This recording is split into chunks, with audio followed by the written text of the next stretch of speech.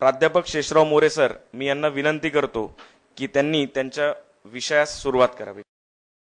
व्यासपीठावर असलेले बाळासाहेब नाईक यांनी हा कार्यक्रम आयोजित केला ते लोकशाही जागर मंचाचे सर्व पदाधिकारी, विद्यार्थी आणि उपस्थित असणारे प्राध्यापक आणि विद्यार्थी बंधू भगिनींनो, आम्हाला कधी विद्यापीठात अभ्यास करण्याची संधी मिळाली नाही, पण विद्यापीठात जाऊन तुमच्यासमोर भाषण करण्याची संधी मिळाली हे आम्ही आमचे भाग्य समजतो. साधारणतः भारतामध्ये वेळेवर कोणताच कार्यक्रम सुरू न होण्याची पद्धत आपली आहे. त्या कार्यक्रमावर माझं भाषण सुरुवात व्हायची वेळ 5:20 आहे. 20 मिनिट आपण अगोदर कार्यक्रम सुरू करतो आहोत आणि असताना हा सगळा सभागृह गच्च भरला आहे. हे वेगळीच अभूतपूर्व गोष्ट बघायला पाहिजे. आपल्या भारतामध्ये सर्वाधिक चर्चेचा विषय कोणता असेल तो सेक्युलरिझम हा आहे. भारताचं सरकार कोणतं यावं, कोणतं पडावं, निवडणुकीत प्रसार कोणता करावा, कोण सेक्युलर नाही, ही सारी चर्चा सेक्युलर ह्या मुद्द्याविषयीच होत असते.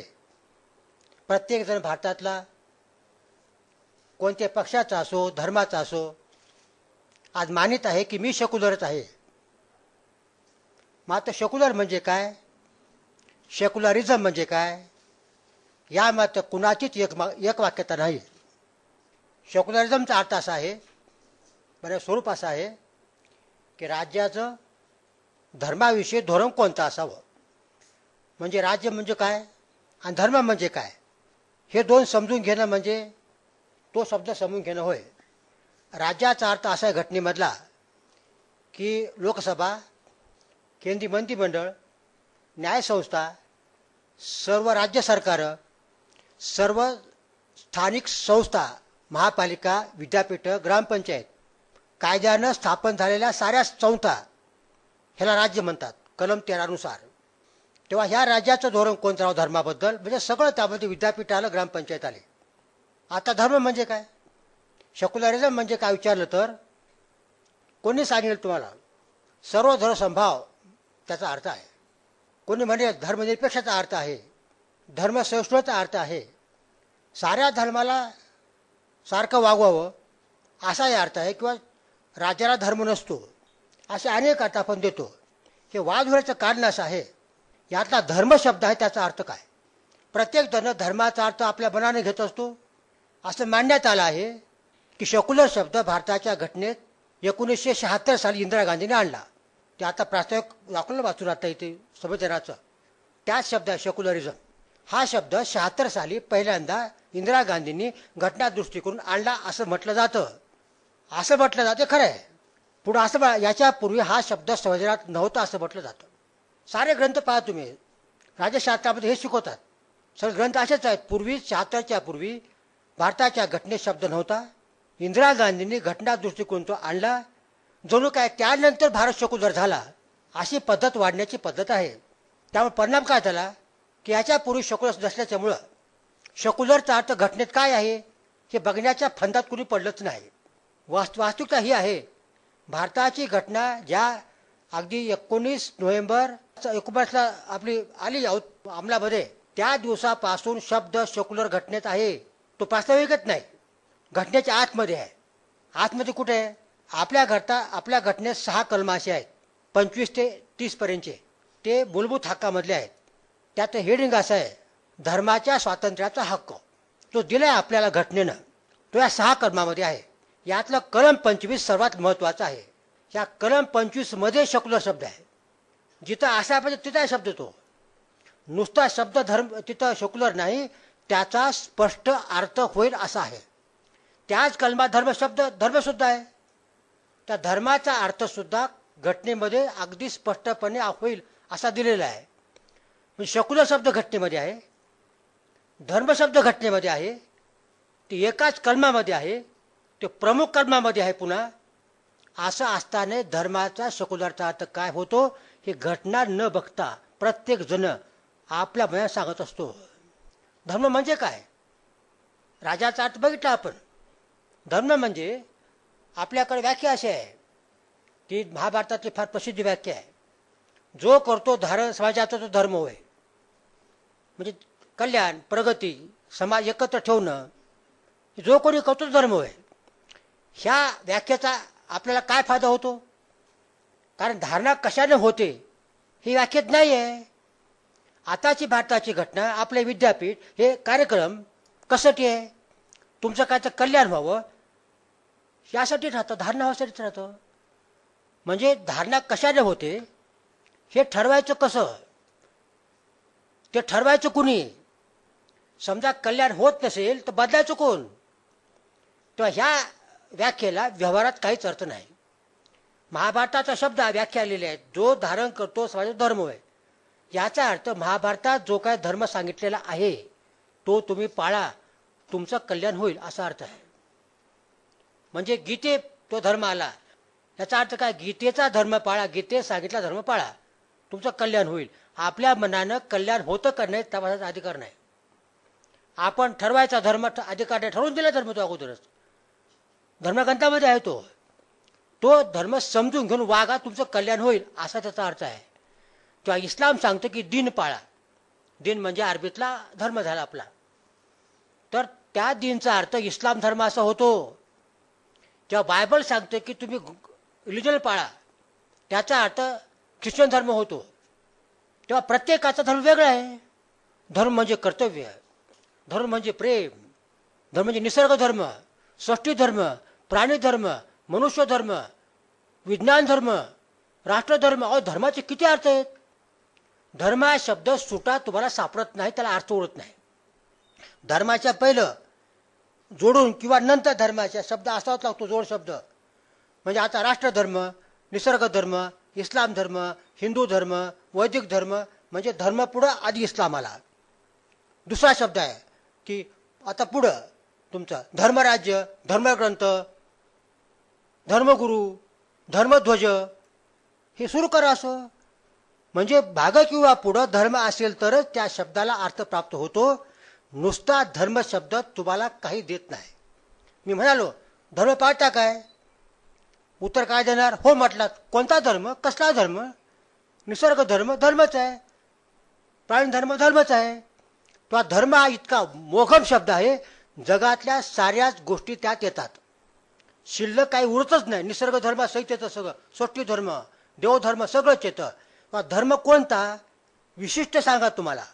आणि मग प्रश्न येतो की ज्या धर्माचा इतका व्यापक आहे, तो भारताच्या घटनेनं मला स्वातंत्र्य धर्म दिलेला आहे, तो धर्म कोणता असेल हो? त्या धर्माची व्याख्या कोण ठरवायची? मी ठरवायची का? म्हणजे धर्माची व्याख्या मी ठरवणार माझ्या मनानं. काय सांगणार? या धर्माच्या अर्थानं स्वातंत्र्य मला दिलेलं आहे असं म्हणता येणार नाही. तर धर्माचं स्वातंत्र्य भारताच्या घटनेत दिलेलं आहे.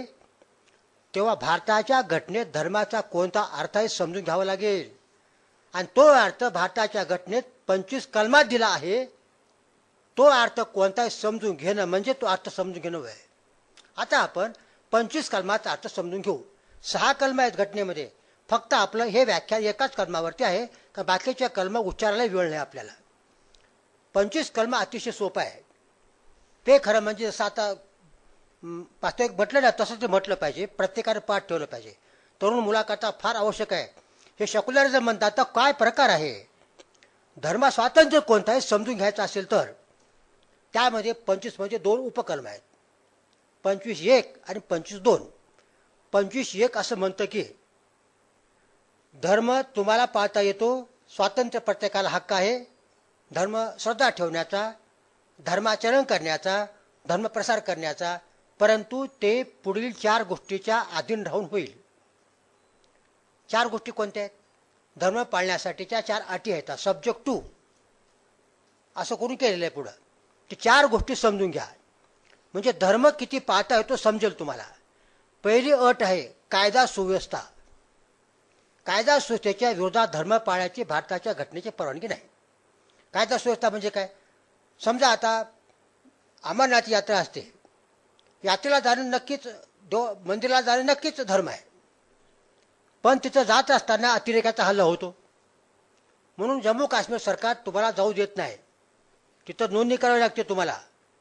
पालखी जाते आपली आळंदी तो पंढरपूर, उद्या समजा अतिरेकी हल्ला करणार आहेत, वाटत काय चोर चिलट असणार, पोलिसला वाटलं की हे कायदा सुव्यवस्थेसाठी पालखी काढणं बरोबर नव्हे, वारी सरकार बंदी घालणार, मिरवणूक काढायची रस्त्यानं, आम्हाला कोणी हल्ला करेल वाटलं, वातावरण चांगलं असते सरकार बंदी घालेल तुम्हाला. तर कायदा सुव्यवस्था महत्त्वाची आहे, तुमचा धर्म पाळणं महत्त्वाचं नाही, हे साधी गोष्ट तुम्हाला समजते, त्या बोलायची फायची गरज नाही. दुसरी अट आहे त्यातलेले आरोग्य, सब्जेक्ट टू हेल्थ, धर्म पाळता येतो. आता आरोग्य म्हणजे काय? उदाहरणार्थ धर्मात लिहिले आमच्या की पूर्वी होतं आपल्या वेदामध्ये सोमरस, पवित्र रस आहे फार, ते शूद्राला नव्हता, फक्त तिघालाच, ब्राह्मण क्षत्रिय वैश्यांना. शूद्र हे खालचे, तुम्हाला सोमरस नाही, सोमरस पिणं म्हणजे फार अगदी मोठं मानायचं. उद्या आता कोणी म्हणाला की वेदामध्ये आमच्या सोमरस साहेबाला दारू प्यायचे आहे, सरकार म्हणेल दारू हा विषय आरोग्याचा असल्याच्यामुळं तो आमच्याकडे आहे, तुझ्या धर्मात काय म्हटलं बघणार नाही. म्हणजे दारूबंदी करता येते. तंबाखू खायचा एखाद्याला, त्याला वाटलं तंबाखू खाल्लं की माझं आरोग्य बरं वाटतं, मला स्फूर्ती येते वगैरे वगैरे काय तर होतं. सरकार म्हणतं त्या आरोग्यानं तुझं त्या तंबाखूनं तुझं आरोग्य बरं राहत नाही, तुम्हाला बोलण्याचा अधिकार नाही. आता आत्महत्या करतो आपण. आत्महत्या म्हणजे पूर्वी काय होतं, आत्मार्पण. ज्ञानेश्वर महाराजांनी जिवंत समाधी घेतली. असे प्राचीन काळापासून अनेक उदाहरणं आहेत की ज्याने आत्मार्पण करून घेतलं स्वतः स्वेच्छेनं. म्हणजे आमच्या धर्माची परंपरा आहे ती. अगदी विनोबाभावेनं परपोषण केलेलं आहे, सावरकरांनी परपोषण केलेलं आहे. उद्या कोणी म्हणेल की ही परंपरा आमच्या धर्माची आहे, फार मोठी परंपरा आहे, मी सुद्धा आता आत्मार्पण करतो. सरकार म्हणेल ह्याला आत्महत्या म्हणतात कायद्यानं, तुला करता येणार नाही. अजून तर 309 कलमानुसार त्या आत्महत्याचा आहे. आता परवाचा निकाल कालचाच आहे, पंजाब हायकोर्टाचा, हरियाणा, तिथे जैन समाजामध्ये संथारा नावाची प्रथा आहे. संथारा म्हणजे उपोषण करायचं, उपोषण करून करून मृत्यू पोवायचा. धर्माचा भाग आहे तो. जो उपोषण करून मरतो तो फारच श्रेष्ठ मानला जातो मुनी. ते कोर्टात प्रकरण गेलं, न्यायालयाने त्याला बंदी घातलेली आहे. त्यांनी असा मुद्दा उपस्थित केलेला आहे की धर्माचा भाग आमच्या, धर्म स्वातंत्र्य आम्हाला. कोर्ट म्हणता आरोग्याच्या ऐवजी धर्म पाळता येणार नाही. एवढंच नाही, तुम्ही खाता पिता काही अन्न खाता, ज्वारी, गहू, मसुरीची डाळ, ते अनेक, ह्या तुम्हाला खायचा कितपत अधिकार आहे. समजा तुमचं मत आणि राज्याचं मत यात तुम्ही काय खाता यात मतभेद झाला, तुमच्या मताला कवडीची किंमत आहे. तू म्हणाल की बा हे खायचं ते खायचं, सरकार म्हणते खाऊ देणार नाही तुम्हाला. तू म्हणाल की हे खाल्याच्यामुळं माझं आरोग्य बरं राहतं, सरकार म्हणतं तुझं आरोग्य बरं राहतं का नाही आम्ही ठरवतो, तू ठरवणार नाहीस, आमचा डॉक्टर आहे सिव्हिल सर्जन, तो ठरवेल. उद्या तुम्ही म्हणाल की आपलं रस्त्यानं चालू आपण डोक्याला आपण हे घालतो, शिरस्थानाचा कायद्याचा पुण्यामध्ये वाद चालू आहे की शिरस्थान घातलं तर काय होतं काय नाही, म्हणजे काही घालू नका म्हणतात, घाला म्हणतात. समजा एखादा म्हणाला की लायसन्स काढा, वाहन परवाने बरोबर आहे, कारण मी चालवता दुसऱ्याच्या अंगावर घालेल आणि त्याला मारेल, तेव्हा दुसऱ्याचा जीव धोक्यात आला म्हणून लायसन्स काढलं पाहिजे. पण शिरस्थान मी घालतो ना, मी पडेल, मी मरेल, तुम्हाला काय करायचे? मला कळत नाही का माझं आरोग्य मला कळणार नाही का? हे तुमचं म्हणणं असणार.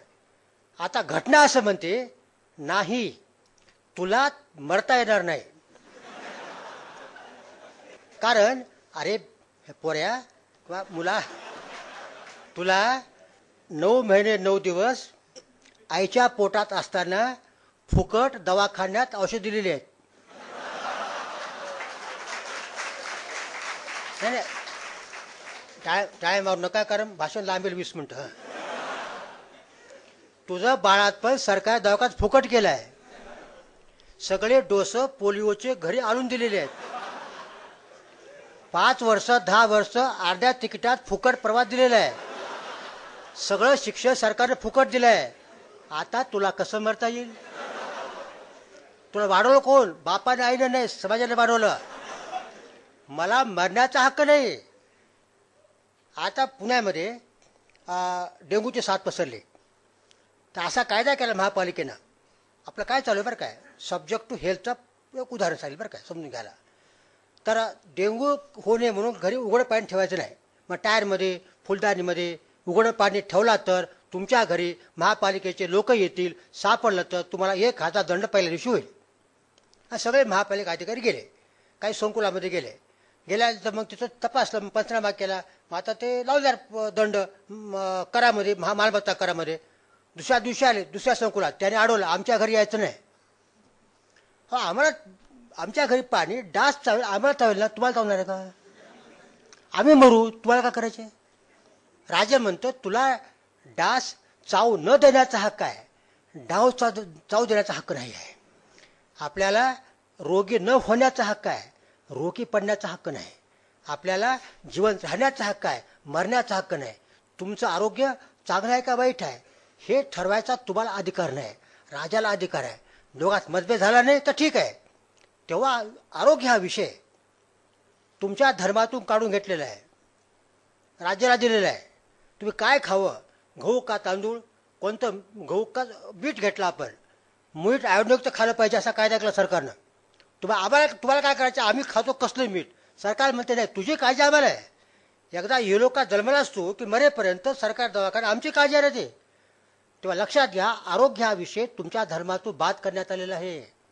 समजा योग करतो आपल्याकडे ते की योग गुरु आपले पोटं इकडं तिकडं, हे पतंजलीपासून चालू आहे.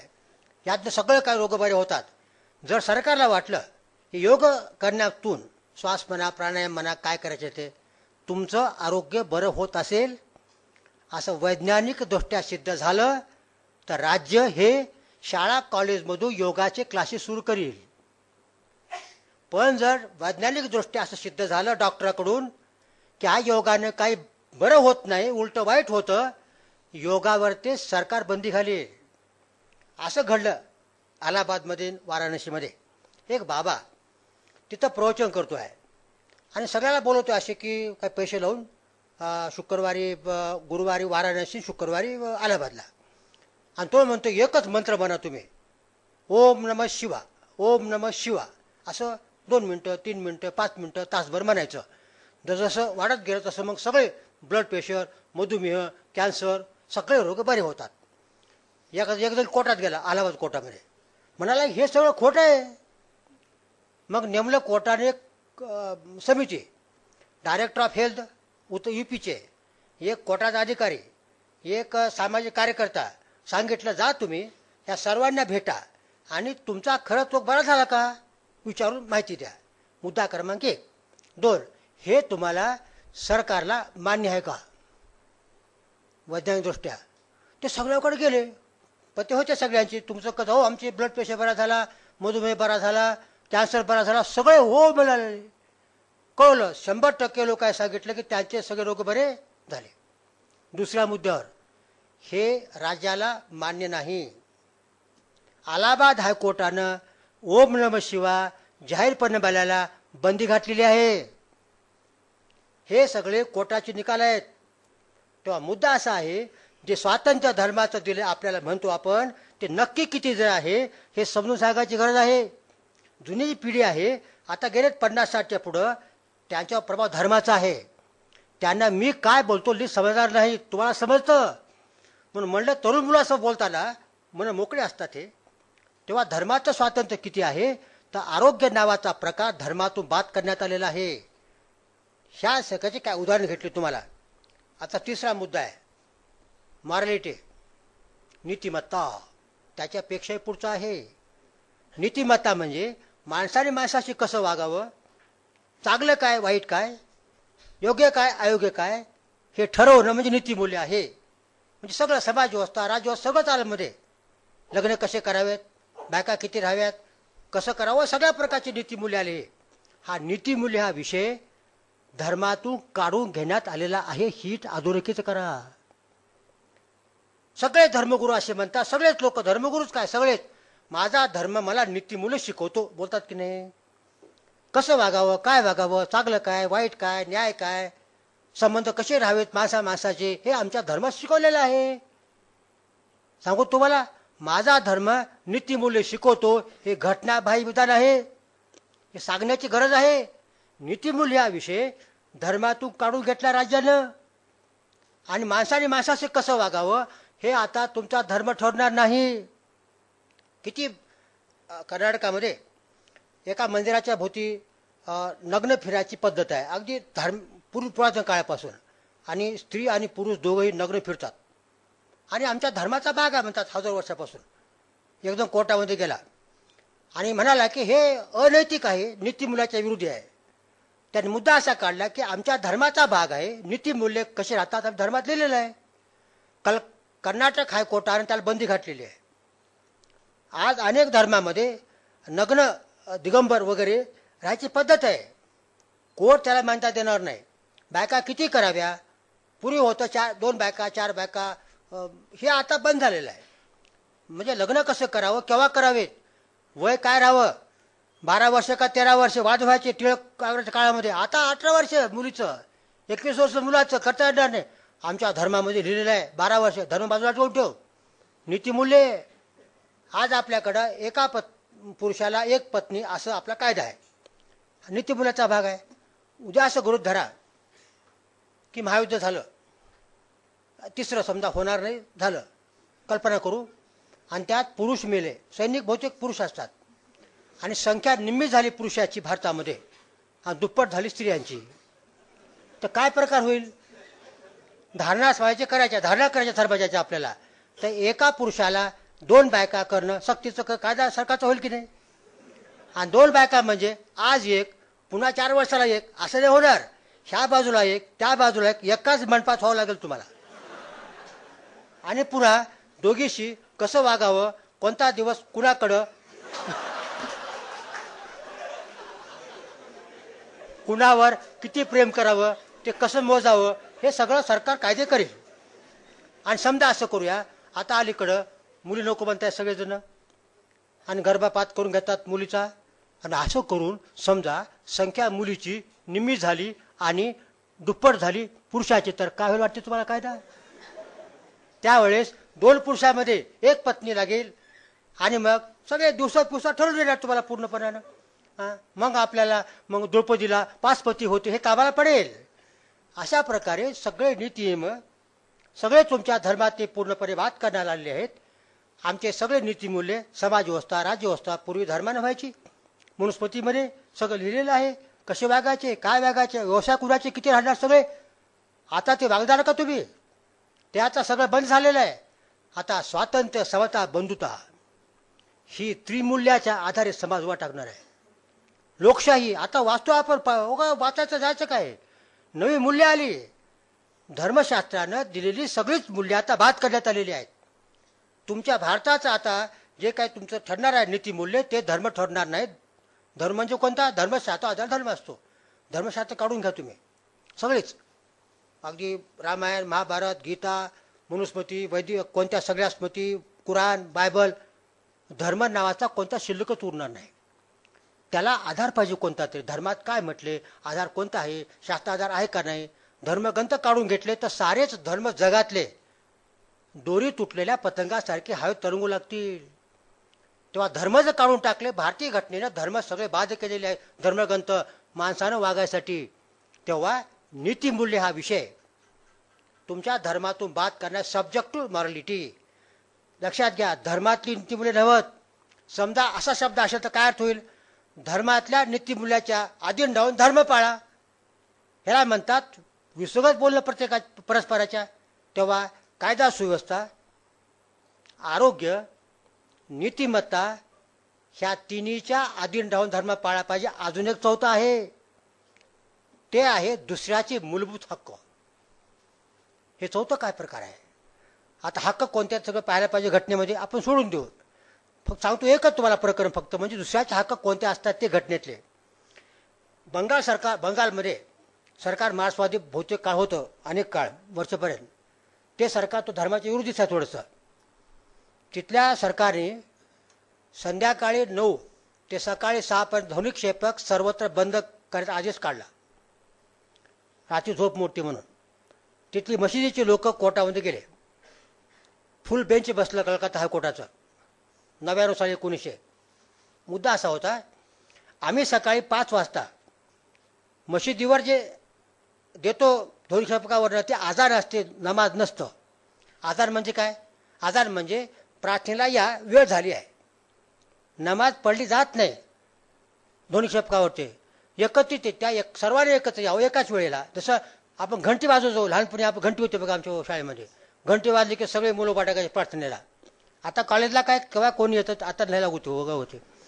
तर ते घंटी वाजवतो त्याप्रमाणे हे या तुम्ही इथं असं फक्त बोलतो आम्ही. तेव्हा कलम 19 प्रमाणे घटनेच्या 19 म्हणजे मला बोलण्याचा हक्क आहे स्वातंत्र्याचा हक्क आहे भाषणाचा म्हणजे मला तुम्हाला म्हणायचं तुम्ही इकडे या असंच बोलतात ते सकाळी त्यांचं म्हणणं दोन्ही आम्ही फक्त तुम्ही आता या वेळ झाली आहे असं दुसऱ्याला बोलण्याचा हक्क आहे का नाही. हा मूलभूत हक्क आहे आमचा हे म्हणायचा. तर साधं सरकार नियम करून प्रदूषण होते म्हणून ध्वनीचं आमचा मूलभूत हक्क काढून घेऊ शकत नाहीत असा मुद्दा आला.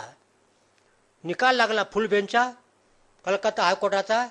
त्याचं वाक्य असं आहे त्या निकालामधलं दुसऱ्याला बोलण्याचा तुम्हाला मूलभूत हक्क आहे पण तुमचं बोलणं ऐकू न घेण्याचा त्या माणसाला तेवढाच मूलभूत हक्क आहे. दुसऱ्याला बोलण्याच्या पूर्वी त्याला विचारा तुला मला बोलायचं आहे तुझी परवानगी आहे का. जर तो म्हणाला माझी परवानगी आहे तर बोला. जसं आपण जातो घरामध्ये प्रवेश करताना आत येऊ का सर किंवा काय असेल ते या म्हणला तर या येऊ नको म्हणला तर जसं घरात शिरणं अतिक्रमण आहे तसं दुसऱ्याने बोलू नका म्हटल्यानंतर त्याला बोलणं अतिक्रमण आहे. म्हणजे दोघं जण करार केले मी बोलू का तुला तो म्हणला हो. तिसरा बसलाय बाजूला त्याला विचारा आम्हाला दोघांना फार अर्जंट काम आहे आम्हाला बोलायचं आहे तुझी हरकत आहे का. ते म्हणलं माझी हरकत आहे बोलायचं नाही. बसलाच बसमध्ये दोघाला बोलायचं उठायचं हे बसमधले लोक हो आम्हाला घरी वेळ मिळत नाही आमची चुकून भेट झाली फार महत्वाचं आमचं बोलणं व्हायचं आहे 2 मिनिटं बोलतो तुमची परवानगी आहे का. लोक म्हणाले एकदम म्हणला परवानगी नाही गप बसा.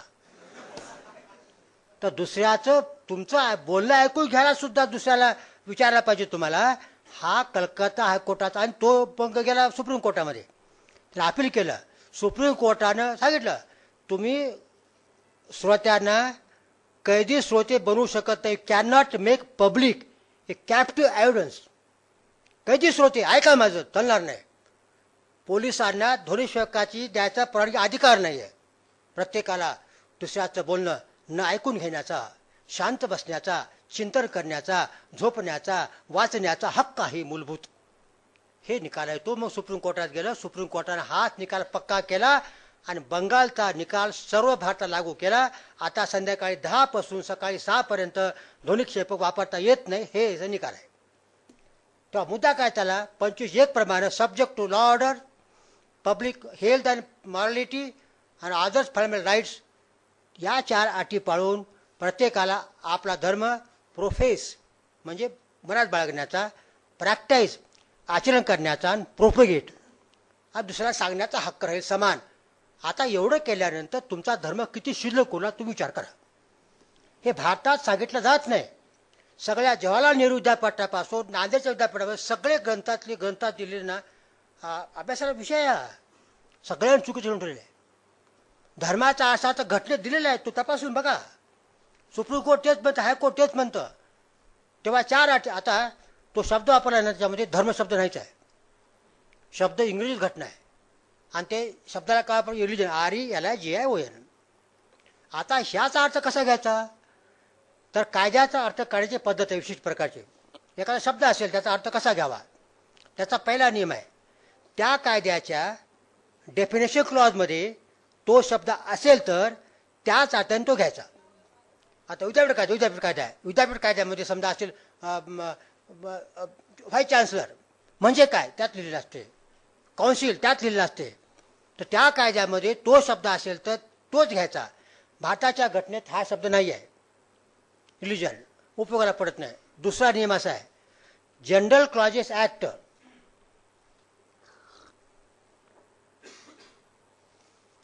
हा एक कायदा आहे तो इंग्रजांनी केला आहे.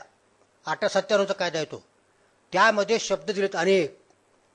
ती व्याख्या तुम्हाला प्रमाण मांडली पाहिजे. म्हणजे डे म्हणजे काय डेट म्हणजे काय पर्सन म्हणजे काय इयर म्हणजे काय हे सगळे शब्द त्याच्यामध्ये आहेत, त्या अर्थाने घेतले पाहिजेत आपल्याला. त्या शब्द नाही ते उपयोगाचं नाही. तिसरा नियम असा आहे, सुप्रीम कोर्टाने हायकोर्टाने या शब्दाचा अर्थ कोणता दिला आहे तो मांडलंच पाहिजे तुम्हाला. आणि चौथा असा आहे की स्टँडर्ड डिक्शनरी कोणती आहे ती डिक्लेअर केली आहे सुप्रीम कोर्ट हायकोर्टाने, ती केम्ब्रिज आणि ऑक्सफर्ड आहे. त्यात याचा अर्थ कोणता दिला आहे तो प्रमाण मांडला पाहिजे. हे कलम 3 आणि 4 निमलागू होतात. सुप्रीम कोर्टाने हायकोर्टाने अर्थ असा दिला आहे, याचा डिक्शनरी तोच अर्थ आहे. रिलिजन म्हणजे परलोक नावाचा एक परलोक असतो. आपल्या जीवनात 2 भाग असतात, युलोक आणि परलोक. युलोक म्हणजे जन्मल्यापासून मरेपर्यंत जे घडतं येतं ते सगळं युलोक आहे. परलोक म्हणजे मेल्यानंतर मग ते आत्मा जातो कुठंतरी वर, स्वर्गामध्ये नरकामध्ये कुठंतरी, तिथे राहतो परमेश्वर बसलेला. त्याला पूजा केली पाहिजे, प्रार्थना केली पाहिजे, कर्मकांड केले पाहिजे, कुंभमेळ्याला गेलं पाहिजे, हजला गेलं पाहिजे, मग तो काय देतो आपल्याला. असं काय तर या जन्मानंतर दुसरा जन्म आहे, दुसरी शक्ती आहे, ते आपल्याला देते काहीतरी, याविषयीची श्रद्धा आणि त्यासाठी कराव्याची कर्मकांड विधी वैकल्य. ह्याला म्हणतात धर्म पारलौकिक. हेतू पुढच्या जन्मासाठीचे सुख लाभणं दिसत नाही त्यासाठी. म्हणजे इलोक आणि परलोक असे मानवी जीवनाचे 2 भाग असतात. त्याला म्हणतात वर्ल्डली अफेअर्स आणि अनवर्ल्डली अफेअर्स. अनवर्ल्डली नेक्स्ट वर्ड आणि धिस वर्ड. तेव्हा रिलिजन म्हणजे नेक्स्ट वर्डच्या असणाऱ्या गोष्टी असं सुप्रीम कोर्ट म्हणतं. असाच अर्थ डिक्शनरीमध्ये आहे तुमच्या केम्ब्रिज आणि ऑक्सफर्डच्या.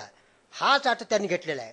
आता धर्मात कोणतं दिलेलं आहे, ह्या जन्मात तुम्ही जन्मापासून मरेपर्यंत ज्या ज्या गोष्टी घडतात त्या गोष्टीचं स्वातंत्र्य भारताच्या घटनेनं धर्मातलं तुम्हाला दिलेलं नाही. ह्या धर्माने दुसरा जन्म राहणार आहे, स्वर्ग नरक. त्यासाठी मिळालं पाहिजे आपल्याला काहीतरी कर्मकांड, पूजा, प्रार्थना, उपास तापास, सगळं हेतू मात्र तो असला पाहिजे. अशी श्रद्धा लागते माणसाला. माणसाला बुद्धिवादी होत नाही माणूस, कुठंतरी वाटते, भीती वाटते माणसाला, आणि परमेश्वर साथ देतो, आपल्याला काहीतरी संरक्षण देतो, मदत करतो वाटतं, ते पाळा. त्यासाठी काय करायचं ते करा. हेतू तिथला करायची कर्तव्य ही लोकातली, त्याला 8-4 आता सांगितलेले आहे.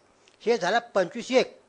आता 25-2 बघा, त्यात लिहिलेलं आहे, वरील स्वातंत्र्य धर्माचं खालील विषयासंबंधात राज्य जर कायदे करणार असेल तर लागू राहणार नाही.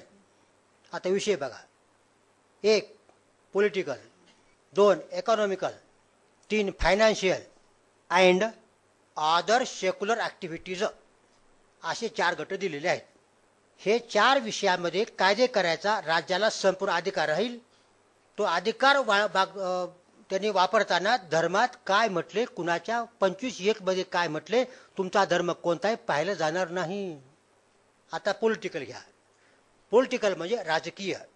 राज्यशास्त्रामध्ये जे आता शिकतो आपण ते सगळं पॉलिटिकल समजायचं.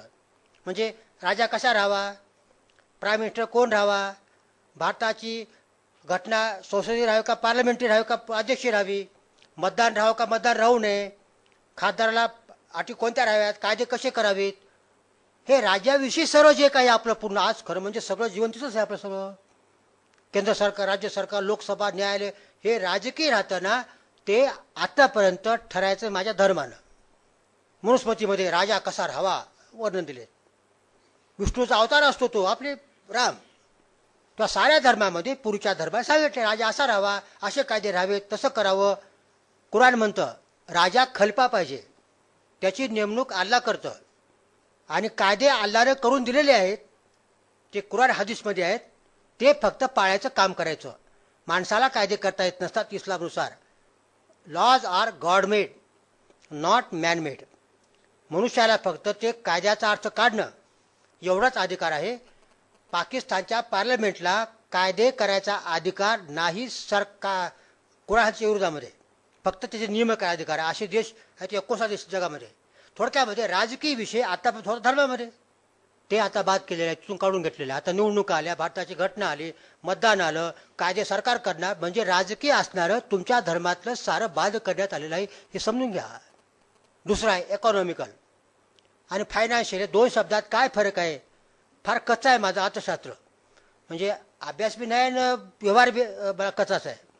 तर फायनान्शियल इकॉनॉमी काय फरक आहे मला माहीत नाही, पण डॉक्टर बाबासाहेब आंबेडकर यांचं ड्राफ्टिंग आहे. या 2 शब्दानं जे कोणतं असं अर्थविषयक सगळं आलेलं आहे. मध्ये कर कसा लावावा धर्माचा भाग नाही, मनुस्मृतीमध्ये कर कुणाला किती लावावा लिहिलेलं आहे. आता कर लावायसाठी मनुस्मृती येणार नाही तर जेटली येतील. व्याज घेऊ नये कुराण म्हणतं, हे चालणार नाही. आता व्याज घ्यावं लागेल तुम्हाला. विषय व्याज हा संपला धर्मातला कुराणानुसार. कुराणामध्ये आहे तो. प्रॉपर्टी मालमत्ता कशी राहावी, खरेदी कशी करावी, कुंडा ऐकावी, वाटणी कशी होते, पैसा कसा खावं कसं, विकत कसं घ्यावं. तेव्हा इकॉनॉमिकल फायनान्शियल हेही काढून टाकलं धर्मातनं. तुमच्या धर्मग्रंथातलं, मनुस्मृतीतलं, कुराणातलं जे काही असेल अर्थाविषयीचं, मालमत्तेविषयीचं ते सगळं बाद केलेलं आहे. मनुस्मृती गेली, महाभारत गेलं, सगळंच गेलेलं आहे पूर्ण. Economical financial. आणि पुढचा शब्द आहे सेक्युलर ॲक्टिव्हिटी. हा शब्द असा आलेला आहे. हा शब्द 49 घटनेमध्ये. सेक्युलर म्हणजे व्याख्या दिलेली आहे तुमच्या शब्दकोशामध्ये आणि कोर्टाचे सुद्धा. या जगातील सर्व बाबी म्हणजे सेक्युलर. जन्मापासून मरेपर्यंतच्या. जन्म म्हणजे काय? जन्म म्हणजे आता माझा जन्म आता सांगितला 17 ऑगस्ट 48. 17 ऑगस्ट ही जन्मतारीख खरी नाही कायद्यानं. त्याच्यापूर्वी 9 महिने 9 दिवस मी जन्माला येतो असं कायदा गृहीत धरतो. त्याच्यामुळं पोटात असताना गर्भपात करणं हा गुन्हा होतो. म्हणाल तुम्ही त्याच्या जन्म आलोच नाही, तेव्हा तिथून सुरू होतो जन्म आपला. कुठून? 9 महिने 9 दिवस अगोदर. आणि मृत्यूनंतर आत्मा गेला निघून स्वर्गामध्ये, काय असेल तो. मृत्यू होत नाही कायद्यानं. त्याचं शरीर शिल्लक उरतं. ते शरीरसुद्धा त्यालाही अंत्ययात्रेला पाहिजेच माणसं जायला. सगळं दफन करावं का दहन करावं असे वाद आहेत तिथे. आणि दफन केल्यानंतर दहन केल्यावर सुद्धा त्याचा खून झाला होता का हे पाहायचं असेल तर ते दफन केलं, प्रेत काढून त्याचे सगळे हाडं काढून मग DNA त्याचा तपासा सगळं करता येतं. हे सगळं म्हणजे तोपर्यंत धर्म आहे. ते हे लोक आहे. गेल्यानंतर आत्मा परलोकात तिथं मग काय करतो काय नाही आमच्याशी कर्तव्य नाही. तर ये लोक म्हणजे जन्मापासून मरेपर्यंत जे जे घडतं ह्या आपल्या जीवनामध्ये ते सारं ये लोक. या साऱ्या ये लोकातल्या साऱ्याच घटना, साऱ्याच बाबी तुमच्या धर्मग्रंथातून तुम्हाला पाळण्यासाठी हक्क म्हणून बात करण्यात आलेले आहे. हे खणखण सांगा ना. हे म्हणजे सुप्रीम कोर्ट हे सांगत नाहीत विद्यापीठामध्ये. सगळे राजकारणी सांगत नाहीत, विचारून सांगत नाहीत. हे अर्थ तुम्ही काढाच होता. तुमच्याकडे आता मिळते विद्यापीठामध्ये घटनेचे पुस्तक आहेत. हे झालं आता 25(2) मधलं अजून शिल्लक उरले. काय शिल्लक उरलं असेल? म्हणजे आपल्या जीवनातलं शुक्ल सगळंच आलं. शिक्षण आलं, सगळंच आलं.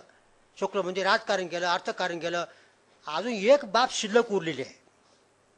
हे ड्राफ्टिंग बाबासाहेब आंबेडकरांचं आहे. त्यांच्या दृष्टीनं महत्त्वाचं काय हो तर त्याला 25(2) मधलं ब आता आहे. त्याचं वाक्य पहिलं सोशल रिफॉर्म. सेपरेट हेड आहे त्याला, सेपरेट हेड आहे. म्हणजे काय? सोशल रिफॉर्म आणि सोशल वेलफेअर दोन वेगळे घातलेत. याचा अर्थ काय होतो? सोशल रिफॉर्म म्हणजे आतापर्यंत धर्मांनी आम्हाला काहीतरी चौकट दिली, यात तुम्ही वागा.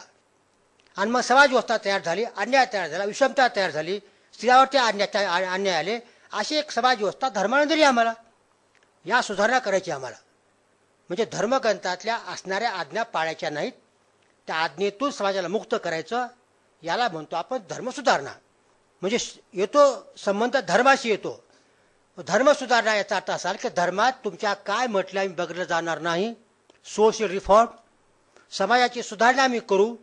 सुधारणा काय चांगली, काय वाईट, काय योग्य, काय अयोग्य, करावं का करू नये हे राज्य ठरवेल. ते करताना तुमच्या धर्मात काय म्हटले पाहिलं जाणार नाही. सगळं संपलं. बाबासाहेब म्हणायचे एका हातात मनुस्मृती, एका हातात भारताची घटना चालणार नाही. याचा अर्थ होतोच काय? मनुस्मृती एक प्रतीक झालं. त्याप्रमाणे महाभारत, रामायण, वेद, गीता सगळे धर्मग्रंथ घ्या. तसंच कुराण, बायबल पण घ्या. एका हातात घटना, एका हातात धर्मग्रंथ चालणार नाही आहे. धर्मग्रंथ फक्त परलोकातील सुद्धा मनामध्ये काहीतरी भीती वाटते त्यासाठी आहे, हे लोकांसाठी नाही आहे. तेव्हा समाज सुधारणा करायचे सगळेच मुद्दे, सगळेच विषय धर्मग्रंथातून बात करण्यात आलेले आहेत. समाज सुधारणेचे कायदे करताना धर्म पाहायला जाणार नाही असा अर्थ आहे. पुढचा शब्द आहे सोशल वेलफेअर. काय फरक आहे? सोशल वेलफेअर म्हणजे समाज सुद्धा वेगळा आहे. सोशल रिफॉर्म म्हणता धर्म येतो मध्ये. धर्माविना आलेलं अन्याय दूर करणं हा त्याचा तो संबंध आहे. सोशल रिफॉर्म म्हणजे तो नाही. उदाहरणार्थ हा रस्ता आहे मोठा, रस्ता दूर करायचा. खूप आपली वाहतूक झालेली आहे आणि रस्त्यामध्ये मंदिर आहे, मशीद आहे. आता कसं करावं? ती मशीद मंदिर काढल्याशिवाय रस्ता जाताच येत नाही पुढं. तर त्या ठिकाणाहून रस्ता नीट करणं, मोठा करणं हे समाज कल्याण आहे, समाज सुधारणा नाही आहे. तर समाज कल्याण करताना तुमचा तिथं मशिदा का मंदिर आहे पकडलं जाणार नाही. समाज कल्याण महत्त्वाचं, धर्म महत्त्वाचा नाही. तो सोशल रिफॉर्म, सोशल वेलफेअर अजून पुढं आहे. सांगतो तुम्हाला, throwing open the Hindu temples a public character to all classes of Hindus. नको वाद नको पडले घाला कायद्यामध्ये. हा, हिंदूंचे सार्वजनिक मंदिरं हिंदूंच्या सर्व वाकला मुक्त करण्यात आलेले आहेत. वाद करायचा नाही धर्माचा आहे म्हणून. हे सगळं केल्यानंतर मला सांगा, तुमच्या धर्मातलं तुम्हाला पाळण्यासाठी शिल्लक काय उरलेलं आहे? हे सगळं सांगतो कायद्यातलं. दुर्दैवाची गोष्ट अशी आहे की आम्ही अनेक बोलतोय, 10 वर्षाला बोलतोय, सगळे लेखन लिहितोय, एकही ऐकायला तयार नाही. विद्यापीठातले सगळे असणारे मी म्हणल्यास असेच सगळे पुस्तक आहेत. तर आता धर्म पाळता येतो की नाही यासाठी कसोटी अशी आहे. आता आपण सांगितल्याप्रमाणे एखादी गोष्ट मला पाळता येते का नाही हे पाहायचं असेल तर ती गोष्ट इलौकिक आहे का पारलौकिक आहे हे ठरवायचं आधी. पारलौकिक सांगा, अजून जोडा आध्यात्मिक जोडा. आध्यात्मिक पारलौकिक एकत्र घ्या. इलौकिक एखादी गोष्ट मला पाळता येते का नाही, धर्माचा हक्क आहे का नाही, असा मुद्दा ठरवायचा असेल पहिल्यांदा असं करा, ती गोष्ट काय आहे, पारलौकिक आध्यात्मिक आहे का इलौकिक आहे हे ठरवा आधी. ते ठरतं, खूप अवघड नाही. जर असेल पारलौकिक आध्यात्मिक तर येतं 25(1) मध्ये 4 अटी पाळून करता येते. ते असेल इलौकिक येतं 25(2) मध्ये तुम्हाला कोणताच अधिकार राहणार नाही, सरकारला संपूर्ण अधिकार राहिलेला आहे. आता आध्यात्मिक काय सांगतो तुम्हाला बरं का. आपण इलौकिक सांगितलं, दुसरा एक स्वर्ग, दुसरा जन्म, मग मुक्ती, मोक्ष वगैरे वगैरे, म्हणजे परलोक सोपं आहे ऐकायला, समजायला. आध्यात्मिक म्हणजे आध्यात्मिक मी अर्थ काढला बरं काय घटनेनुसार काय असावा, सोपा उग. हे सगळे धार्मिक लोक आध्यात्मिक असा गोंधळ करतात का काही समजत नाही, काय गोंधळ होतो सारा. सोपं तुम्हाला. आपल्या शरीरात एक आत्मा राहतो असे गृह धरलेला आहे. त्याला नक्की काय ते कुणाला माहिती, फिजिक्समध्ये याचं काय आटो फिटो काय माहीत नाही आपल्याला. तर ते आत्मा म्हणजे मन समजू आपण. माझ्या मनाला, माझ्या आत्म्याला जे काही वाटते ते अध्यात्म. माझ्या मनाविषयी, आत्म्याविषयी जे काही लिहून ठेवले धर्मग्रंथात ते तत्वज्ञान. आत्मा असा आहे, परमात्मा असा आहे, सगळे आत्मेसारखे आहे, तो तिकडे मिळतो, तो ओढून बघतो, साप मुंगूस माणूस आत्मा एकच आहे, काय असेल ते असू द्या. हे तत्वज्ञान काय काय आहे धर्मात लिहिलं, आत्म्याविषयी मनाविषयी तत्वज्ञान सारं कल्पित आहे, त्याला शोध लागला नाही अजून कुठलाच. आणि ते आत्मा काय म्हणतो माझा, ते वाटतंय ते सुद्धा अध्यात्म. म्हणजे जगाचं कल्याण हो अध्यात्म, अतिरेकाचा नाश हो अध्यात्म, इस्लामिक स्टेट संघटना भारतात येऊ नये इथं बोलणं अध्यात्म, रस्त्यात बोलणं अध्यात्म नाही. जगाचं कल्याण करणं तुमच्या मनात अध्यात्म राहतं, प्रत्यक्ष कल्याण करणं आध्यात्मिक नाही. मनात फक्त भावना. बाबा आमटेनं खूप मोठं काम केलं, पत्ता प्रकाश आमटे महारोग्याचं, सेवा महारोग्याची विनामूल्य करतात सगळं, ते अतिशय मानवतावादी कार्य आहे. सरकारनं त्यांच्यावर चौकशी सुरू केली. तुम्ही हे काम करण्याच्या पुढं सरकारची परवानगी घेतली का? तुम्हाला जनतेची सेवा करायची असेल तर सरकारची परवानगी लागते, त्याला चॅरिटी कमिशनर आहे. म्हणजे तुम्ही सेवा करताय का लुबाडणूक करता हे सरकार बघेल, तुमचा हेतू काय आहे. तेव्हा अशा प्रकारे जनतेची सेवा करायला कायदे आहेत. आता गणपती येतो आहे, त्यानिमित्तानं 10 रुपये 5 रुपये गोळा करा, तुम्हाला पोलीस कारवाई करतं. हे पैसे गोळा करायला लागते परवानगी चॅरिटी कमिशनरची. तेव्हा लोकांचं कल्याण करायकरता सुद्धा कायदे आहेत त्याला. मनात असेपर्यंत ठीक आहे आपल्याला, तेव्हा बाहेर व्यक्त झालं की ते अध्यात्म संपलं. या संबंधामध्ये सांगतो एक छोटं उदाहरण की अध्यात्म कसं राहतं. एका रेल्वेमध्ये एक तरुण मुलगी बसली आहे सुंदर, आणि बाजूला 2 तरुण बसलेले आहेत. एकाचं लग्न झालेलं आहे.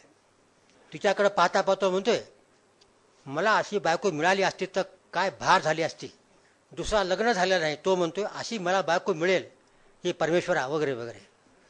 हे मनात जोपर्यंत तिची सौंदर्य पूजा चालू आहे तोपर्यंत अध्यात्म आहे. तो जर म्हणाला तुम्ही काय सुंदर दिसता, तुमचं अध्यात्म संपलं.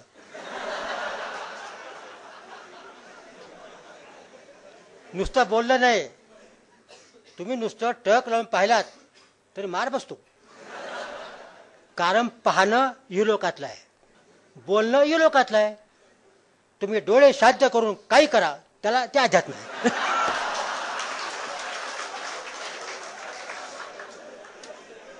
थोडक्यामध्ये तुमचं जे अध्यात्म मनातलं आहे ते बाहेर व्यक्त झालं की युलोक जो. 4 अटी आल्या, कायदा सुव्यवस्था, मार बसतो, काय असं बिघडले, आरोग्य, नीतिमत्ता त्याची विरुद्ध आलं.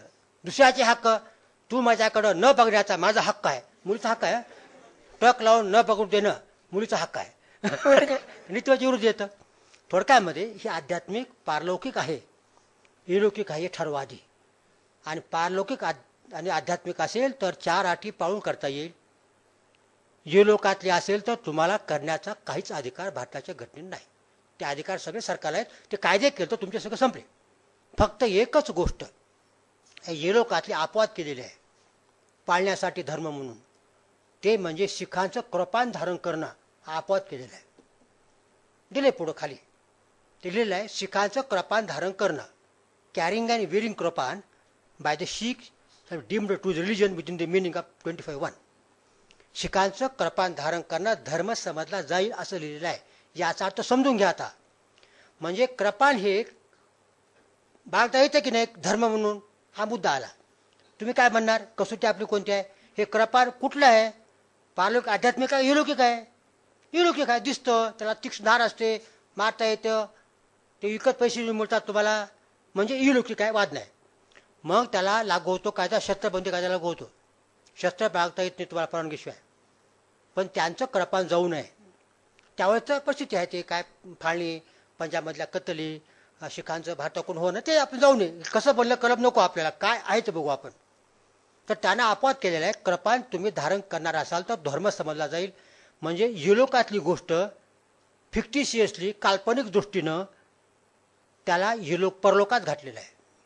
म्हणजे आता जर कृपान तुम्हाला बाळगता येईल, त्या कृपानासंबंधात सरकारला कायदे करता येणार नाहीत. 25(2) मध्ये कृपान येणार नाही, 25(1) मध्ये येईल. म्हणजे काय होईल, जर कृपान, जर लोक मारायला समजा एखादा शीख म्हणून शका, पोटामध्ये खूप ह्याला मार त्याला मार, हे काय झालं, हे अगेन्स्ट हेल्थ झालं, हेल्थ आरोग्य, दुसऱ्याचे मूळ हक्क. जर ते कृपान असं वापरलं गेलं तर पहिल्या 4 अटीनुसार जाईल ते कृपान.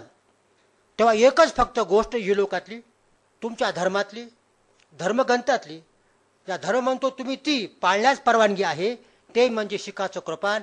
याशिवाय एक गोष्ट सुद्धा तुमच्या धर्मग्रंथातली, धर्मातली कोणत्याच तुम्हाला पाळण्याचा अधिकार दिलेला नाही. सारे अधिकार प्रदान केलेत भारताच्या राजघटनेला. हे आपण नीट समजून घेणार आहोत की नाही? हे मी बोलतोय, हे फक्त कलमाचा अर्थ सांगतोय तुम्हाला. हे माझंच म्हणणं नाही, हे सारं म्हणणं सुप्रीम कोर्ट, हायकोर्टाचं हेच म्हणणं आहे. हे समजून घेणार की नाही? हे कलम करत असताना हे बाबासाहेबांनी कलम मांडलं. कायद्याचा अर्थ काढताना, तो कायदा मांडताना मंत्री काय म्हणतो ते लिहिलं असतं डिबेट्समध्ये, ते सुद्धा कोर्ट विचारात घेत असतं. हेतू काय कायद्याचा? बाबासाहेबांनी हे कलम मांडताना धर्माचा अर्थ सांगितलेला आहे. तो अर्थ त्यांच्याच भाषेत सांगतो. म्हणजे मी बोलताना एक शब्द इकडं होऊ नये. बाबासाहेब काय म्हणाले, या देशातील धार्मिक संकल्पना एवढ्या सर्वव्यापक आहेत की त्या जन्मापासून मृत्यूपर्यंतच्या प्रत्येक गोष्टीचा समावेश होत असतो. अशी कोणतीही गोष्ट नाही जी धर्मात मोडत नाही. जर वैयक्तिक धार्मिक कायद्याचे संरक्षण करायचे असेल तर मला खात्री आहे की सर्व सामाजिक सुधारणा शून्यवत बनतील, स्टँडस्टिल शब्द इंग्रजीमध्ये. यासाठी आपण धर्माची व्याख्या अशी मर्यादित केली पाहिजे की ज्यात श्रद्धा व धर्मविधी याशिवाय अन्य कोणत्याही गोष्टीचा अंतर्भाव होता कामा नये. मला हे समजत नाही की धर्माला एवढा व्यापक अर्थ कशासाठी द्यायचा की ज्यामुळे मनुष्याचे सर्व जीवनच धर्माच्या अधिकार क्षेत्रात यावे व धर्माने व कायदे करण्याचा लोकसभेचा अधिकार मर्यादित व्हावा. पुढं दुर्दैवाने या देशातील धर्म केवळ असामाजिक नसून, असामाजिक शब्द आहे नॉन सोशियल, एवढेच नसून ते समाज विरोधी आहेत, अँटी सोशियल. उदाहरणार्थ मुसलमान असे मानतात की जे इस्लाममध्ये श्रद्धा ठेवीत नाहीत ते काफिर आहेत, मुस्लिमाबरोबर बंधुतेची वागणूक मिळण्यास अपात्र आहेत. पुढं धार्मिक शिकवण म्हणजे अशी की उदाहरणार्थ इस्लाम समजा बोलायचे झाले तर तुम्ही एकाच अल्लावर श्रद्धा ठेवली पाहिजे, मोहम्मदाला प्रेषित शेवटचे मानले पाहिजे इत्यादी. यालाच म्हणतात श्रद्धा आणि धर्म. म्हणजे बाबासाहेब आंबेडकरांनी घटनेमध्ये काय अर्थ दिलेला आहे? तुमच्या धर्माचं सगळं दिलंच नाही आहे. धर्माची व्याख्या मर्यादित केलेली आहे. युरोकातल्या गोष्टी गाळलेल्या आहेत, हेच त्यांचा अर्थ आहे. एवढंच नाही तर अनेक न्यायालयामध्ये खटले भरले गेले. त्यानंतर एक निकाल जो आता प्रमाण मांडलाच पाहिजे असा आहे. बाबरी मशीद पडली 92ला, बाबरी मशीद म्हणा, धाता म्हणा, काय म्हणतो ते म्हणा. त्यानंतर 4 सरकार बरखास्त करण्यात आले भाजपची. उत्तर प्रदेश, हरियाणा, राजस्थान आणि मध्य प्रदेश असेल 4. गेलं प्रकरण सुप्रीम कोर्टात. मुद्दा आला, त्यांनी सहभाग घेतला होता मशीद पाडण्यात असा आरोप होता. सेक्युलरिझमच्या विरोधी वागले, ते राज्य सरकार म्हणून बरखास्त करण्यास पात्र आहेत का असा मुद्दा निघाला. आणि सेक्युलरिझम म्हणजे काय, धर्म म्हणजे काय, त्याचा अर्थ काय, what is mean by secularism, हे ठरण्यासाठी पूर्ण पीठ बसलं 9 न्यायमूर्तीचं. 9 न्यायमूर्तीच्या पीठाने निकाल दिलेला आहे. हे निकाल वाचून दाखवतो तुम्हाला काही वाक्य निष्कर्षात्मक. हा निकाल रद्द करायचा असेल तर घटनेप्रमाणे 11 न्यायमूर्तीचं बेंच बसलं पाहिजे. ते बेंच बसून निकाल रद्द केला तुम्ही पुन्हा भाषण करायला येतो तेव्हाच आपण इथं असणार नाही का, शक्य नाही. ते आज आपल्याला हाच निकाल मानावा लागेल. सुप्रीम कोर्टाचा निकाल 184 पानं आहे. सबंध निकाल हा 9 न्यायमूर्तीचा. धर्म म्हणजे काय, सेक्युलरिझम म्हणजे काय, या चर्चा करणारच आहे. हा प्रमाण मानणार की नाही तुम्ही, ते त्या निकालातील काही वाक्य आपल्या एक वाक्य चुकू नये म्हणून फक्त वाचून दाखवतो तुम्हाला. भारतातील राज्यघटनेला अभिप्रेत असणाऱ्या सेक्युलरिझमची चर्चा आता आपल्याला करावयाची आहे. हे का दिलं? हा निकाल मुख्यतः सेक्युलरिझमचा अर्थ काढण्यासाठीच आहे असं कोर्ट म्हणतंय. अवांतर नाही आहे, इंग्रजीत आहे. म्हणजे पक्क मनात ठसवून म्हणतो, पाठ केलं पाहिजे अशा प्रकारचे निष्कर्ष आहेत. और ऑब्जेक्ट और म्हणजे त्या कोर्टाचं use to ascertain the meaning of the expression secular in the context of our constitution. पुढला आता धर्म हा राज्याच्या कोणत्याही अलौकिक कृतीमध्ये सेक्युलर ॲक्टिव्हिटीज मिसळू शकणार नाही.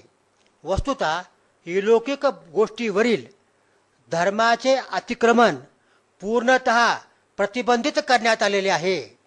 इंग्रजीमध्ये in fact the encroachment of religion into secular activities is strictly prohibited.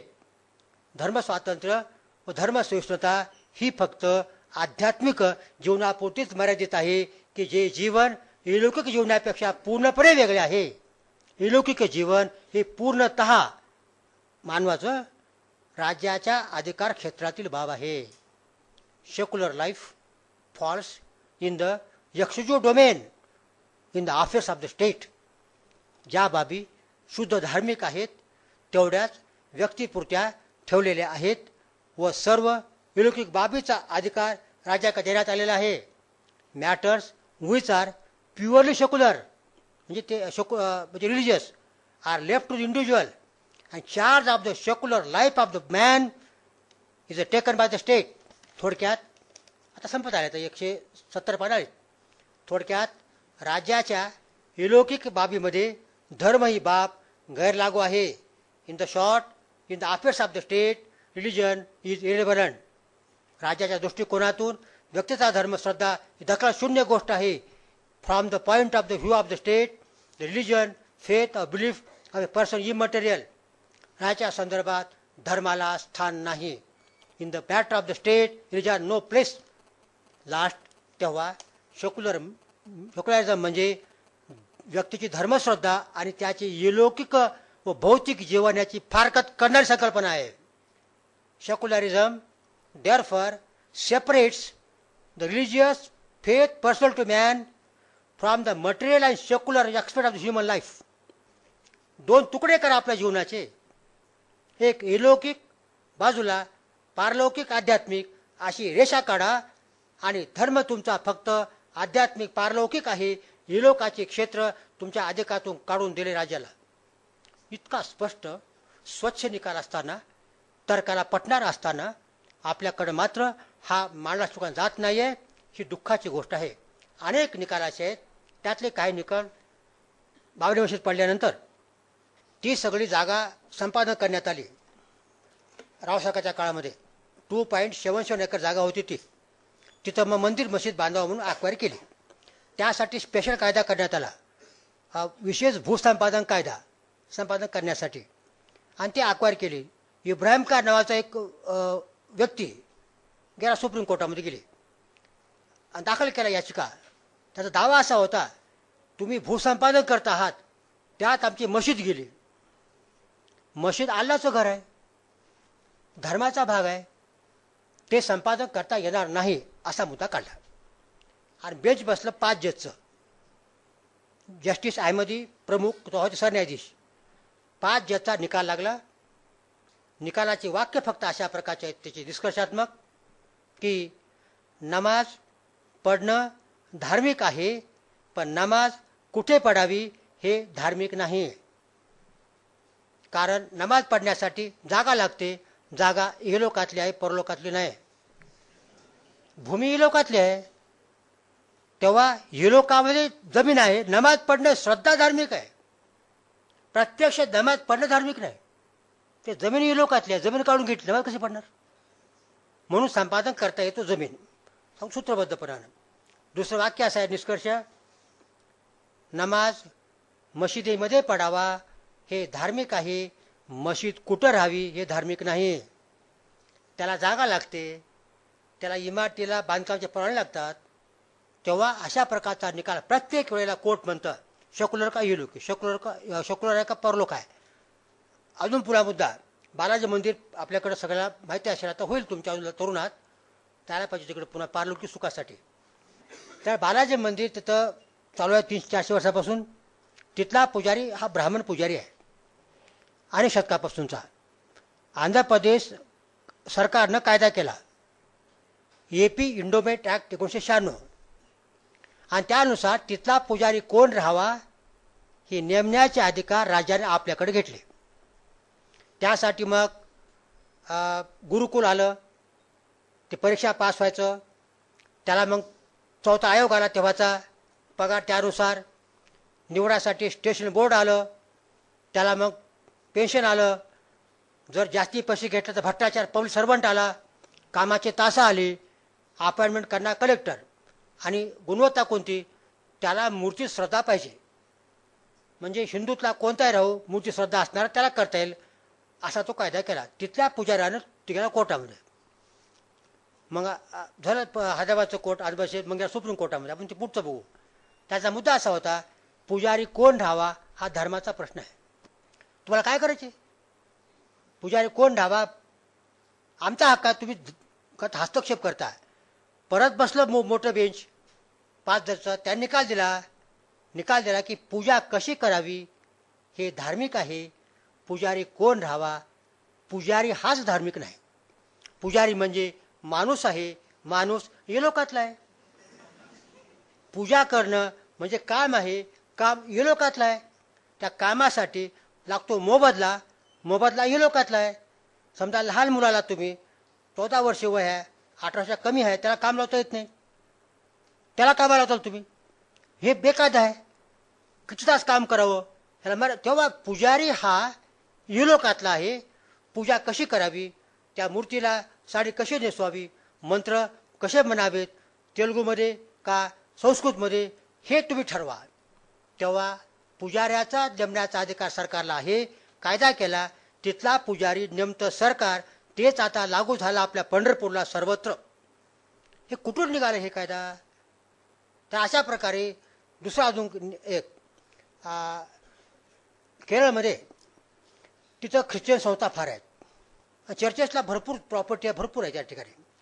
त्याने काय केलं, चर्चेसच्या असणाऱ्या जी मालमत्ता आहे प्रचंड, ते याचं भाडेकरू तिथं भरपूर हिंदूंचे, प्रचंड मालमत्ता, प्रचंड घरं दिली भाड्यानं. आणि असा कायदा केला की भाडेकरू कायदा, रेंट कंट्रोल ॲक्ट, भाडे नियंत्रण कायदा लागू होणार नाही. का ते चर्चच्या जमिनी आहेत ना हे आता तिथं हिंदू भाडे करू आणि मग भाडे नंतर नसल्या कायद्यामुळे ते केव्हाही काढणार, कसे भाडं वाढवणार. कोर्टात गेला तो भाडे करू हिंदू असणारा, म्हणाला की हे काय मनमानी चाले म्हणाले, हे कायदा का असू नये, चर्चेची बिल्डिंग इमारती असल्या म्हणून काय बिघडणार आहे. बसलं आता निकाला, गेल्या वर्षीचा निकाल आहे केरळ हायकोर्टाचा. मुद्दा असा आला की चर्चमध्ये प्रार्थना करणे धार्मिक आहे, पण जे इमारती त्या धार्मिक नाहीत ना. भाड्यानं देणं हा का धर्माचा भाग आहे का. तेव्हा भाड्यानं देत असेल तर भाडे नियंत्रण कायदा लागू होणार. प्रत्येक ठिकाणी कोर्ट असंच करायला लागलं, ही गोष्ट धार्मिक आहे पारलौकिक आहे बघा. आणि पारलौकिक अशा प्रकारे हे सगळे केल्यानंतर मग आता प्रश्न येतो, जे आपण म्हणतो आता की त्याचा अर्थ कोणता घ्यायचा, सेक्युलरिझमचा. आता आपण 4-5 अर्थ आपल्याकडे आहेत. एक अर्थ आहे सर्व धर्म संभाव, साऱ्या धर्माला सारखा भाव म्हणजे आदर. मला सांगा यातल्या धर्माचा अर्थ काय हो, विचारायचं तुम्ही कुणालाही. आला कोणी घरी की नाही, हां बरोबर आहे म्हणायचं. धर्माचा अर्थ सांगा अगोदर. माझ्या मनुस्मृतीमध्ये, माझ्या कुराणामध्ये जे जे लिहिलं आहे ते धर्म, असा अर्थ घेतला तर त्याचा अर्थ काय होईल. काय काय लिहिले म्हणजे पाहिलं का, धर्मातले सगळे जर पाळायचं म्हटलं ना तर भारतामध्ये काय राहणारच नाही, भारतामध्ये घटना राहणारच नाही. त्या धर्माचा अर्थ जर माझी जीवन पद्धती, आपला अर्थ काय आता त्याला, जीवन पद्धती कसं वागावं, काय वागावं, अर्थकारण, समाजकारण, कुटुंबकारण, हे सगळं सगळं जे सांगते आम्हाला ते सारं आमची जीवन पद्धती म्हणजे धर्म आहे. हे धर्मकथा सांगितलेलं आहे, आपल्या परंपरेत आलेला आहे. तो जर धर्म असेल आणि जीवन पद्धती तुमच्या धर्मात तुम्ही पाळा, तुमच्या तुम्ही पाळा असाच अर्थ असेल तर भारतात काय हाहाकार माजेल. धर्म काय काय लिहिलं धर्मामध्ये हे सांगत बसत नाही तुम्हाला. मी मनुस्मृती आणि शर्यत राज्य येईल, दोन्ही एकत्र येणार नाही, भांडणं होतील. तेव्हा धर्माचा अर्थ त्या ठिकाणी तुमचा धर्मग्रंथातील धर्म असा नाही. त्याचा अर्थ हिंदू धर्म, वैदिक धर्म, इस्लाम धर्म असा नसून त्या धर्माचा अर्थ पारलौकिक आध्यात्मिक श्रद्धा तुमच्या धर्मातील तेवढाच आहे. युलोकाचा भाग बंद करा. म्हणजे उदाहरणार्थ हिंदू गेला मंदिरामध्ये पूजा करायला लागला, हरकत नाही, घंटे हळू वाजव, कारण ते आम्हाला ऐकू त्रास होईल. आम्हाला नमाज पडा हळू म्हणा, आम्हाला त्रास होईल. आम्हाला 4 आठी पळ मंदिरात जा, मस्जिद जा, आमचं काहीच बंधन नाही. कुंभमेळ्याला जा, हजला जा, काहीच बंधन नाही. 4 आठी पाळून जर कोणी अल्लासाठी देवासाठी काही करत असेल तर कोणताच माणूस तर हरकत घेणार नाही. तेव्हा पारलौकिक आध्यात्मिक धर्म असा अर्थ असेल तर त्याविषयी आमचा सारखा भाव असेल. पण युलोकातल्या साऱ्या बाबी, अर्थकारण, समाजकारण, राजकारण, राजा कसा राहावा, कुंडा मारावं, ठार वगैरे वगैरे, हे केलं तर तो अर्थ होणार नाही. तो हा सर्वसंभावातला धर्म कोणता हाच असला पाहिजे. 2 धर्मनिरपेक्षता म्हणजे काय, इन डिफरंट रिलिजन, धर्मात काय म्हटलं आहे बघणार नाही, म्हणजे सरकार धर्मनिरपेक्ष आहे. याचा अर्थ धर्म कोणता, म्हणजे तुमच्या धर्मात तुम्ही वागा, तुमच्या तुम्ही वागा. आम्ही काय करतो, डोळे झाकून बसतो. निरपेक्ष म्हणजे मारामाऱ्या करत बसा, म्हणजे आम्ही काय करणार, झोपे काढणार काय. तेव्हा तटस्थता, निरपेक्षता ही फक्त पारलौकिक आध्यात्मिक धर्मापुरतीच राहणार. नमाज पडला काय, हजला गेला काय, मंदिरात गेला काय, कुंभमेळ्याला गेला काय, याविषयी 4 आठी पाळा आणि पाळा, आमचं काहीच बंधन नाही आहे, निरपेक्ष आहोत आम्ही. पण तुम्ही जर युलोकातल्या धर्मातल्या आज्ञा म्हणणार असाल तर सरकार निरपेक्ष राहील काय, काय होईल भारतामध्ये. मग इथंही धर्माचा अर्थ हा जर अर्थ असेल निरपेक्षता, तर तो अर्थ धर्माचा पारलौकिक आध्यात्मिक धर्म एवढाच घ्यावा लागेल तुम्हाला. युलोकातला घेता येणार नाही. धर्म सहिष्णुता, सहिष्णू धर्म म्हणजे काय, तो परत पारलौकिक आध्यात्मिक धर्म सहिष्णुता असणार आहे. आणि 4था अर्थ आपल्याकडे आहे, राजशास्त्रामध्ये राजाला धर्म नसतो. स्टँडर्ड वाक्य आहे आपल्याकडं, स्टेट हॅज नो रिलिजन, म्हणजे कोणता धर्म नसतो. देशाचं समाजाचं कल्याण करणं, तुमचं जीवन प्रगती करायला लावणं, विद्यापीठ तुम्हाला शिकवतो ते धर्म नाही का, कायदे करतो रोज सरकार आपला धर्म नाही का. हे राज्य सरकार, विद्यापीठ, महापालिका हे कशासाठी आहे, धर्मच आहे ना. तो धर्म आहेच ना, राजधर्म आहे तो. म्हणजे धर्म नसतो म्हणजे कोणता नसतो. धर्म नसतो म्हणजे पूजा प्रार्थना कशी करावी, उपास करावा का रोजा करावा, कुंभमेळा का हात, हे धर्म नसतो हो. बाकी समाजाचे माणसाचे व्यक्तीचं धारण करणारं कल्याण धर्म असतोच ना. मग धर्माला धर्म असतो राजाला, मग कोणता असतो? माणसाचं कल्याण इहलोकातला असतो, परलोकातला नसतो. तेव्हा तुम्ही कोणत्याही अर्थाने तुम्ही घ्या, चारही जरी व्याख्या घेतला तरी त्यातला अर्थ धर्म परलोकाचाच येतो. तर अशा प्रकारचा हा सेक्युलरिझम घटनेचा आपण समजून घ्यायला पाहिजे. हा समजून घेतला जात नाही. कोणताही राजकीय नेताही मांडू शकत नाही. ते मांडण्याची अपेक्षा मुळीच नाही.